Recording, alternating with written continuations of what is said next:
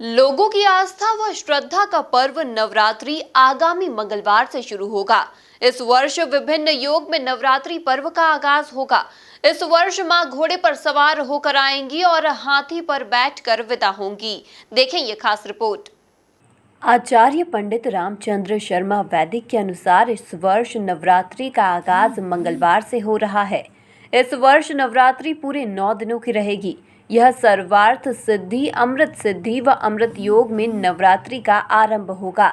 इस वर्ष मां घोड़े पर सवार होकर आएंगी और हाथी पर बैठकर विदा होंगी। इस वर्ष नवरात्रि का आगाज मंगलवार से हो रहा है। इस वर्ष नवरात्रि पूरे 9 दिनों की होगी। सर्वार्थ सिद्धि, अमृत सिद्धि और अमृत योग में नवरात्रि का आरंभ होगा। पूरे 9 दिनों की नवरात्रि होगी। प्रथमम शैलपुत्री च, द्वितीयम ब्रह्मचारिणी, तृतीयम चंद्रघंटेति, कूष्मांडेति चतुर्थकम, पंचमम स्कंदमातेति, षष्ठम कात्यायनीति च, सप्तमम कालरात्रीति, महागौरीति चाष्टमम, नवमम सिद्धिदात्री च, नवदुर्गा प्रकीर्तिताः।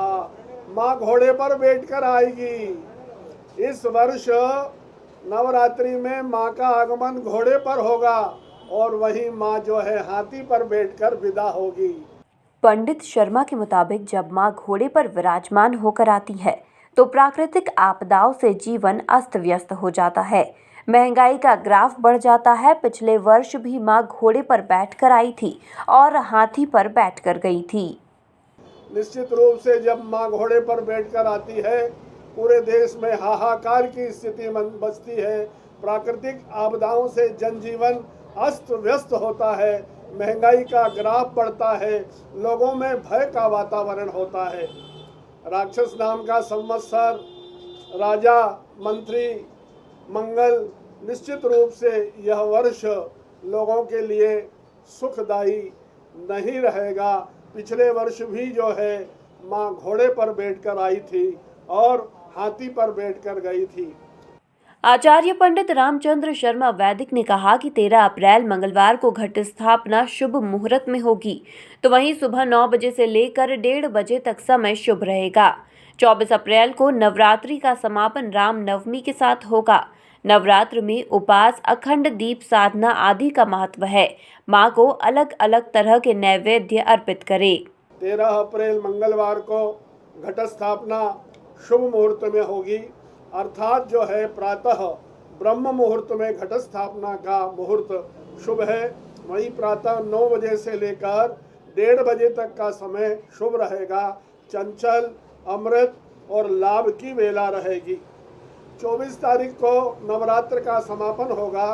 रामनवमी के साथ मर्यादा पुरुषोत्तम राघवेंद्र भगवान श्री राम का जन्मोत्सव नवमी के दिन मनेगा। यानी यह जो नवरात्र है वासंतिक नवरात्र, इसे राम नवरात्र के नाम से भी जाना जाता है।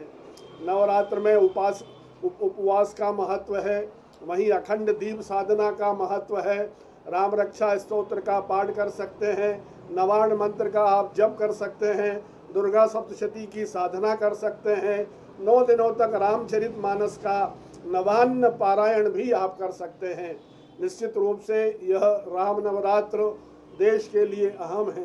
प्रत्येक व्यक्ति को इस कोरोना महामारी के समापन के लिए माँ से प्रार्थना करना चाहिए। या देवी सर्वभूतेषु मातृरूपेण संस्थिता, नमस्तस्यै नमस्तस्यै नमस्तस्यै नमो नमः। यदि इस महामारी का कोई अंत कर सकता है तो वह एकमात्र माँ है, जगदम्बा है। महाकाली, महालक्ष्मी, महासरस्वती, त्रिगुणात्मिका, पराम्बा, भगवती, राजराजेश्वरी, दुर्गा ही आपकी रक्षा कर सकती है।